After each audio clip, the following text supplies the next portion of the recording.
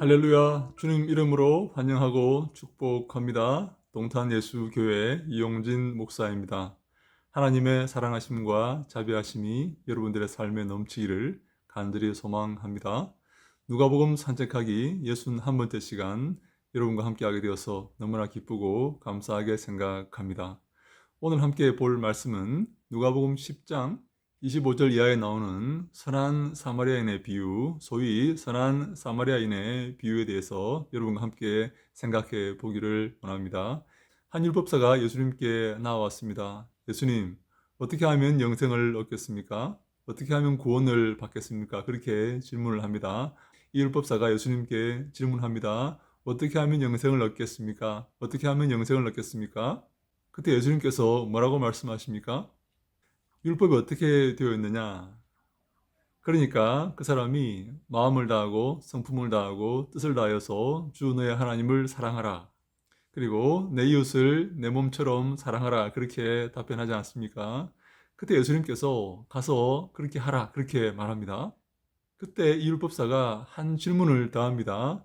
누가 내 이웃입니까? 내 이웃을 내 몸처럼 사랑하라. 그렇게 말씀했는데 누가 나의 이웃입니까? 그렇게 질문을 합니다. 왜냐하면 예수님께서 유대인들만 사랑하신 게 아니라 이방인들과 세리와 창녀들과 죄인들과 함께 어울려서 지내셨기 때문에 아마도 이 율법사는 내 이웃은 그런 종류의 사람들이 아니라 같은 유대인들이다. 다시 말해서 너가 지금 그렇게 세리와 죄인과 창기들과 이방인들과 함께 어울리는 것은 잘못된 것이다. 다시 말해 영생을 얻을 수 없는 그런 행위이다. 그렇게 말하는 것 같아요. 그래서 율법사가 예수님께 질문합니다. 누가 내 이웃입니까?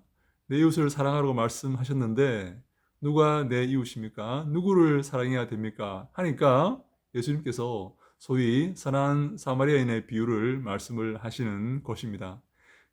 여러분 다 잘 아시죠? 선한 사마리아인의 비유에 대해서 잘 아시죠?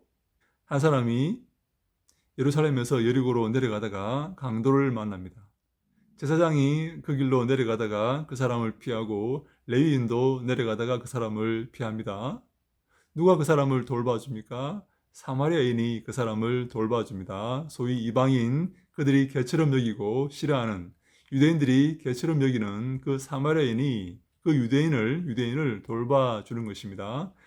그래서 예수님께서 질문합니다. 누가 그의 이웃이 되겠느냐? 누가 강도 만난 자의 이웃이 되겠느냐? 라고 말하니까 율법사가 사마리아 사람이다 그렇게 말하지 않고 자비를 베푼 자이다 그렇게 말을 합니다. 차마 사마리아 사람이라고 이렇게 말하기 어려웠는지 모르겠습니다. 자비를 베푼 자이다라고 말합니다. 그때 예수님께서 너도 가서 그와 같이 하라라고 말씀을 하십니다. 이것이 결론입니다. 내 이웃을 내 몸처럼 사랑하라 하신 그 계명을 지키라. 그리하면 구원을 얻을 것이다. 그리하면 영생을 얻을 것이다. 내 이웃은 누굽니까? 누가 내 이웃입니까? 자비를 베푼 자이다. 다시 말해 사마리아 사람이다. 다시 말해 유대인의 그 경계 안에 갇혀서 그렇게 바라봐서는 안 된다. 전체를 바라보고 이방인을 사랑하고 그 사랑을 온 인류에 전해야 된다. 그렇게 해야만 영생을 얻을 수가 있다. 그렇게 해야만 구원을 얻을 수가 있다. 하나님의 영생은 그런 것이다. 하나님의 자녀가 되는 것은 바로 그러한 사랑을 실천하는 것이다. 왜냐하면 하나님께서 죄인과 악인에게 선을 행하시고 자비를 베푸시기 때문이다. 그 말씀을 하시는 것 같습니다. 사랑하는 여러분, 하나님은 죄인과 악인에게 자비를 베푸시고 그들에게 긍휼과 사랑을 베푸십니다. 그렇지 않습니까?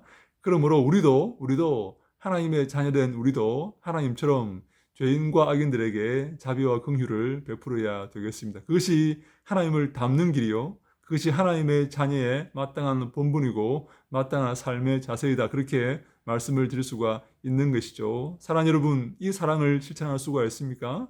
하나님께서 행하시는 이 사랑, 하나님께서 베푸시는 이 사랑을 나도 실천할 수가 있겠습니까? 그러할 때 내가 하나님의 자녀가 되는 것입니다.